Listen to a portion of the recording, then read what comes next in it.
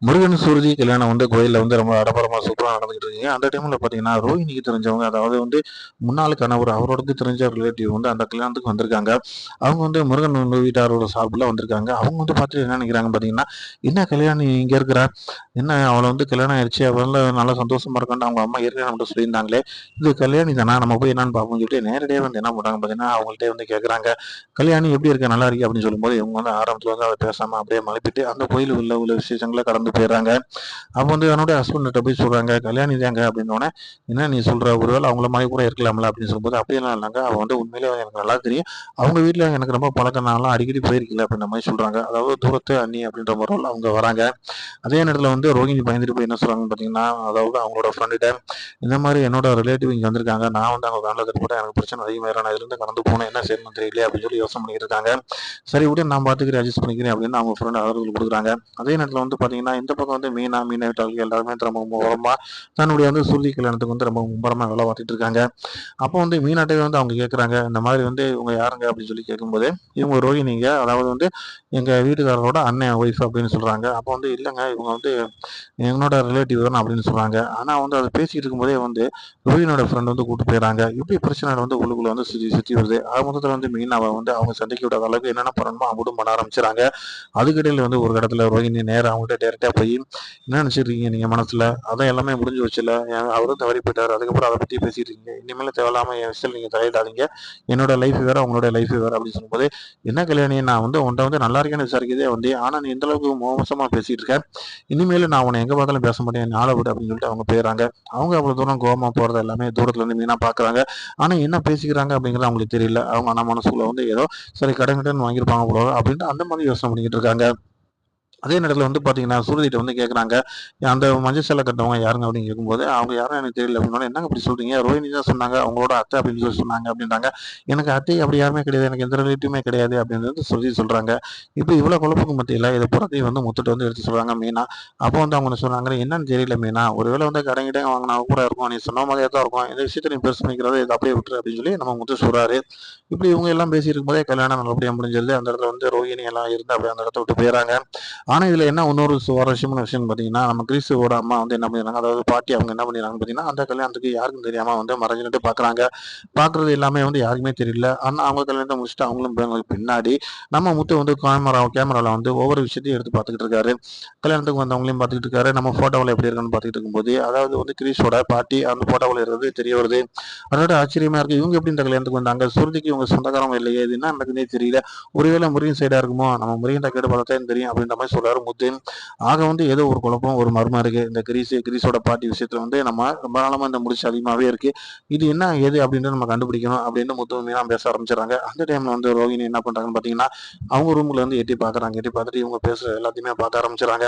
இப்படி வசமா நம்ம அம்மா கல்யாணத்துல நம்மள மாட்டி விட்டாங்களே! இப்ப என்ன பண்றது அப்படின்னு யோசிக்கிறாங்க. இவங்க பேசியிருக்கிறதெல்லாம் கேட்டுட்டு நேரா அவங்க அம்மாவுக்கே ஃபோன போட்டு, "நீ இப்படி பண்றது சரியா இருக்காம்மா? தேவையில்லாம ஏன் கல்யாணத்துக்கு வந்த?" அப்படின்னோனே, "நான் என்னடி பண்ணேன்? யாருக்கும் தெரியாம மறைமுகமா தானே கல்யாணத்த பார்த்தேன்" அப்படின்றாங்க. அதுக்கு அவங்க சொல்றாங்க, "நீ கல்யாணத்த பார்த்த. ஆனா கேமராவுல நீ விழுந்திருக்க. அந்த ஃபோட்டோ அதுவும் மெயினா முத்தோட ஃபோன்ல மாட்டியிருக்கு. நான் என்ன பண்ண முடியும்? நல்லா யோசிச்சு பாரு. இனிமேல் இந்த ஊர்ல நீ யார் கண்லயும் தட்டுப்படாம இருந்தா பிரச்சனை இல்ல. ஒருவேளை நீ தட்டுப்படுற மாதிரி இருந்துச்சுன்னா, கண்டிப்பா நீ இந்த ஊர விட்டு போறது தான் நல்லது. நான் உன்னைய இந்த ஊர விட்டே காலி பண்ணி விட்டுருவேன். பார்த்து இருந்துக்கம்மா. இனிமேல் ரொம்ப கேர்ஃபுல்லா இருக்கணும்" அப்படின்றாங்க. "என்ன ரோனி, நான் என்ன சொன்னேன்னு நீ புரிஞ்சுக்க மாட்ற" அப்படின்ட்டு அவங்க ஒரு விஷயத்த சொல்றாங்க. இப்ப இவங்களுக்குள்ளேயே பிரச்சனைகள் அதிகமா இருக்கு. ஆனா ரோஹிணி என்ன நினைக்கிறாங்கன்னு பார்த்தீங்கன்னா, இந்த விஷயத்த இப்படியே விட்டுறக்கூடாது. இத கடந்து போறத நம்ம சீக்கிரம் சரி பண்ணணும். ஒருவேளை முத்து ஃபோன்லேருந்து அந்த ஃபோட்டோ டிலீட் பண்றதுக்கு நம்ம ஏதாச்சும் ஒரு முயற்சி பண்ணணும் அப்படின்ற மாதிரிலாம் அவங்க யோசனை பண்ணிட்டு இருக்காங்க. ஏன் அப்படின்னு கேட்டீங்கன்னா, எவிடன்ஸா ஏதாச்சும் இருந்துச்சுன்னா, அதாவது அவங்க அண்ணி, அதாவது தூரத்து சொந்த அண்ணி அந்த ஃபோட்டோவுல இருக்கிறது தெரிய வருது.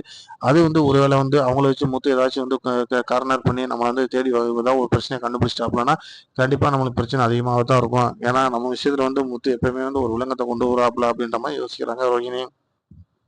இன்னொரு விஷயம் என்ன நடக்குதுன்னு பார்த்தீங்கன்னா, நம்ம முத்து கார் பார்க்கிங் பண்ணிட்டு இருக்காரு. அதாவது கார்ல போயிட்டு இருக்காரு. போற வழியில நம்மளோட அதாவது சீதாவோட ஹஸ்பண்ட் அருண் என்ன பண்றாருன்னு பார்த்தீங்கன்னா, அந்த கார எல்லாம் செக் பண்ணிட்டு இருக்காங்க. Two wheeler. அப்புறம் ஒரு கார் வருது. அப்போ வந்து இவங்க எல்லாமே லைசென்ஸ் எல்லாத்தையுமே எடுத்து காட்டும்போது ஒரு டூ வீலர்காரன் ஒருத்தவங்கள இடிச்சுட்டு போயிடறான். அப்போ என்ன பண்ணுறாருன்னா அருண் கோவப்பட்டு அந்த டூ வீலர்காரனை விரட்டி போறாரு. மூத்து என்ன பண்றாருன்னு பார்த்தீங்கன்னா, அந்த காரெல்லாம் அதாவது டூ வீலர்ல அடிபட்டவங்கள காருக்குள்ள போட்டு ஹாஸ்பிட்டல்ல கொண்டு போய் சேர்க்கிறாரு. இது வந்து ஒரு பெரிய விஷயமாவே உருவாகுது. எப்படின்னு பார்த்தீங்கன்னா, அதாவது வந்து நம்ம அருண் வந்து எல்லாருமே இந்த விஷயம் என்ன பண்றாங்க, வீடியோவா வைரல் ஆனது வந்து சொல்றாங்கன்னா, ஒருத்தவங்க அடிபட்டத வந்து காப்பாத்தாம போலீஸ்கார் அவரே வந்து விட்டு போட்டு அடிச்சவன போய் துரத்திட்டு போயிருக்காங்க.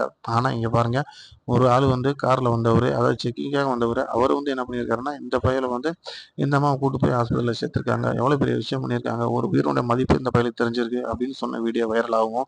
அது ரொம்ப ஷாக் ஆகி போகுது நம்ம அருணுக்கு. மெயினா வந்து அவரோட வேலைக்கே உழவைக்கிற அளவுக்கு இருக்கு. ஏன்னு கேட்டீங்கன்னா, முக்கியமான அதாவது மனிதாபியம் வேணும் அப்படின்னு வந்து நினைக்கிறாங்க. ஆனா வந்து முத்து போன எதார்த்தமா இருந்தாலும், அது வந்து அருணுக்கு அஃபேரா இருக்கு அப்படிங்கும்போது ரொம்ப வேதனையான விஷயமா இருக்கு. அத வந்து சீதானால ஏத்துக்க முடியல. அவங்க வந்து செய்தி பார்க்குறாங்க, டிவி பார்க்குறாங்க. இந்த பிரச்சனைய எப்படி அணுக போறாங்க அப்படிங்கிறது தெரியல. இந்த மாதிரி விஷயம் வந்து பார்த்தீங்கன்னா, ஏகப்பட்ட சுவாரஸ்யங்கள் வந்து எபிசோட்ல வந்திருக்குங்க. அதே நேரத்தில வந்து பார்த்தீங்கன்னா, நம்ம முத்து வந்து என்ன பண்றாருன்னு பார்த்தீங்கன்னா, அதாவது இந்த கல்யாணத்துக்கு வந்து தாலி எடுத்து குடுக்குற ஒரு இத வந்து முத்துட்ட தான் சொல்றாப்புல முருகனே. "என்னப்பா இப்படி சொல்ற? உனக்கு மூத்தவரு உங்க அண்ணன் இருக்காரு. அவர்ட்டயே நீ குடுக்கலாம்ல. அவங்க எடுத்து தாலி குடுத்தா ரொம்ப சிறப்பா இருக்கும்" அப்படின்ட்டாங்க. "அப்படியெல்லாம் ஒண்ணும் இல்ல. நீங்களே வாணே" அப்படின்னு முருகன் கூப்பிடுறாப்புல. அப்ப அவங்க அண்ணன் இருந்துட்டு என்ன சொல்றாப்புல, "முத்து நீங்க எதுவும் நினைக்காதீங்க. நீங்களும் நம்ம எங்க வீட்ல ஒரு ஆளு தான். இன்னும் சொல்லப்போனோம்னா, நீங்களும் முருகனுக்கு ஒரு அண்ணன் மாதிரி தான். நீங்களும் மெயினாவே வந்து தாலி எடுத்து குடுங்க. அவங்க எடுத்து தாலி கட்டினா தான் சிறப்பா இருக்கும். கல்யாணமும் நல்லபடியா முடியும். அவங்களோட வாழ்க்கையும் நல்லாயிருக்கும்" அப்படின்றாங்க. இவ்வளோ பெரிய விஷயம்லாம் முத்து மீனாவுக்கு கிடைக்கும்போது, அது ரொம்ப ஆச்சரியமான ஒரு விஷயமா இருக்குங்க. அவங்களுடைய நல்ல விஷயங்கள வந்து அடுத்தடுத்து அவங்க பண்ணிக்கிட்டே வராங்க. ஆனா வந்து அவங்களுக்கான ஆதரவு வந்து பெருகிட்டே வந்தாலும் கூட, வீட்ல வந்து அவங்களுக்கான கிடைக்க வேண்டிய அங்கீகாரம் கண்டிப்பா கிடைக்கல. அதுக்கு அவங்க மெயின் காரணமே அவங்க அம்மா விஜயா தான். அவங்கள பொறுத்தவரைக்கும் அவங்க அண்ணன் மனோஜ் தான் எல்லாமே அப்படின்ற மாரி நெனைக்கிறாங்க. அண்ணாமலை என்னதான் முத்துக்கு அதாவது சப்போர்ட் பண்ணாலும், அது பெரிய அளவுல வந்து போய் சேரல அப்படிங்கிறது தான் உண்ம. இந்த மாதிரி ஒரு சூழ்நிலை குடிக்கும்போது ரோஹிணி என்ன பண்றாங்க அப்படின்னு பார்த்தீங்கன்னா, இந்த பிரச்சனை ஒவ்வொரு பிரச்சனையும் கூடிக்கிட்டே வருது. இந்த பிரச்சனைய நம்ம கடந்து போறதுக்கான சொல்யூஷன் என்ன பண்ணணும் அப்படின்ற மாதிரி யோசிக்கிறாங்க. ஏன் யோசிக்கிறாங்க அப்படின்னு பார்த்தீங்கன்னா, இப்போ வந்து வசமா வந்து சிக்கியிருக்காங்க. அதாவது வந்து அவங்களோட வந்து அண்ணி அப்படின்ற முறையில இருக்கிறவங்க, இன்னும் சொல்ல போனோம்னா அவரோட முன்னாள் வீட்டுக்காரர் சேகர். அவர் தான் வந்து நம்ம அ வந்து ரோஹிணியோட ஹஸ்பண்டா இருக்காரு. நம்மளுடைய பழைய வாழ்க்கை பூரா தெரிஞ்சு போச்சுன்னா, இந்த வீட்ல நம்மளுக்கு நிரந்தரமா இடம் இல்லாம போயிருமே அப்படின்ற மாரிலாம் யோசிக்கிறாங்க. அந்த இடத்துல வந்து மனோஜுமே அவங்க வந்து பார்க்குறாங்க. மனோஜ பத்தி கேட்குறாங்க. அதாவது இப்ப வந்து "நீ ஏற்கனவே கல்யாணம் பண்ணிட்டேன்ல சொன்னேன்ல, வந்து உன்னோட ஹஸ்பண்ட் எங்கன்லாம் கேட்குறாங்க. மனோஜ் வந்து அவங்க கண்ணிலே காட்டாம மறைச்சுறாங்க. இவ்வளோ விஷயமும் ரோகிணி வந்து மறைச்சு மறைச்சு பண்றாங்க. இந்த சைடு மட்டும் இல்லங்க. எல்லா பக்கமுமே வந்து மனோஜோட வாழ்க்கைய நம்ம நல்லா இருக்கணும் அப்படின்றக்காண்டி தப்பு மேல தப்பு நெறைய அவங்க பண்றாங்க. ஆனா அந்த தப்பு ஒரு நாளைக்கு நம்மள சுத்தமா நம்மள வந்து காலி பண்ணிரும் அப்படின்ற எண்ணம் அவங்களுக்கு இல்ல. அவங்களுடைய தற்காப்பு வந்து குறுகிய காலத்துக்காக தான் இருக்க ஒழிச்சு, ஒரு உண்மையான விஷயத்த பேசி அத நம்ம சரி பண்ணி நம்ம வாழ்க்கைய நம்ம கொண்டு போயிறணும் அப்படின்ற எண்ணம் அவங்க மனசுல சுத்தமா இல்ல அப்படிங்கும்போது ரொம்ப வேதனையான விஷயமா இருக்கு. ஆனா வந்து பார்த்தீங்கன்னா, சுருதி வந்து நல்ல முறையில வந்து மீனா முத்துட்ட வந்து சில ஐடியாக்கள கேட்டு நல்ல ஒரு வாழ்க்கை துணைய தேர்ந்தெடுத்துக்கிட்டாங்க. முருகன பொறுத்தவரைக்கும் ரொம்ப ஒரு தங்கமான டைப்பா நல்ல குணவதியான ஆளா இருக்காரு. நிச்சயமாக ஸ்ருதியோட லைஃப்ல எந்த பிரச்சனையும் இல்ல. அவங்க செட்டில் ஆயிட்டாங்க. ஆனா வந்து ரோஹிணிக்கு தான் இன்னும் அந்த விடிவுகாலம் இல்ல அப்படிங்கிறத வந்து நம்ம கண்டிப்பா நம்மளால உணர முடியுது. ரோஹிணி இப்ப இந்த விஷயத்துல இருந்து அவங்கள மாத்திக்கிற போறாங்க, இல்ல அவங்க திருந்திக்கிற போறாங்க அப்படிங்கிறது தெரியல. ஆனா வந்து அவங்க செய்ற விஷயம் எல்லாமே ரொம்ப தப்பா இருக்கு அப்படிங்கிறது ரொம்ப ஒரு கவலையான விஷயமா இருக்கு. அடுத்தடுத்து சுவாரஸ்யமா நடக்கக்கூடிய விஷயங்கள பார்க்கலாம். தொடர் பாருங்க. லைக் பண்ணுங்க, ஷேர் பண்ணுங்க, சப்ஸ்கிரைப் பண்ணுங்க.